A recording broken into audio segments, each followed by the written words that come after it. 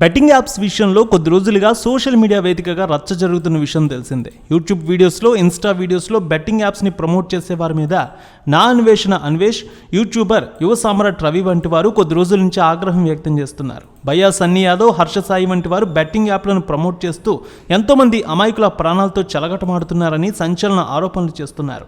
ఇటీవల యూట్యూబర్ యువ సామ్రాట్ రవి సంచలన ఆరోపణలు చేశారు హర్ష సాయిపై.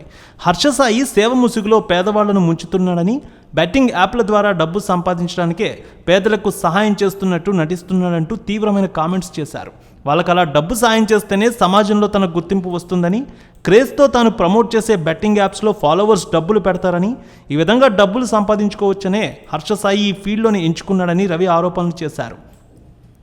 అంతేకాదు హర్ష సాయి ఒక బెట్టింగ్ యాప్ని ప్రమోట్ చేస్తే 60 లక్షలు తీసుకున్నాడని కూడా ఆరోపణలు చేశారు.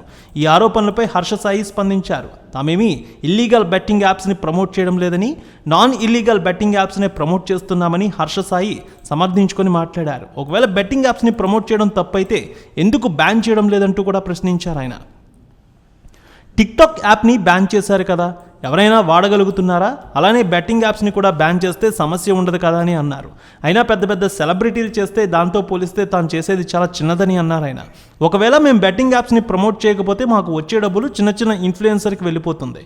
వాళ్ళు నాలెడ్జ్ లేకుండా, డిస్క్లైమర్ కూడా వేయకుండా ప్రమోట్ చేస్తారు, బాధ్యత లేకుండా ఉంటారని అన్నారు. మేమైతే జాగ్రత్తలు కూడా చెప్తామంటూ హెచ్చరిస్తున్నామన్నారు. కొంతమంది టెలిగ్రామ్ గ్రూప్స్లో ఇన్వైట్ చేసి బెట్టింగ్ యాప్స్లో డబ్బులు పెట్టించి నష్టపోయేలా చేస్తున్నారని, తాము మాత్రం అలా చేయడం లేదని అన్నారు. కాబట్టి బెట్టింగ్ యాప్స్ని మేము ప్రమోట్ చేయకపోతేనే నష్టమని, మేము చేయకపోతే చిన్న చిన్న వాళ్ళు ప్రమోట్ చేసి ఎక్కువ నష్టం చేకూరుస్తారని అన్నారు ఆయన. అందుకే బాధ్యతగా బెట్టింగ్ యాప్స్ని ప్రమోట్ చేస్తున్నామంటూ హర్ష సాయి కామెంట్స్ చేశారు.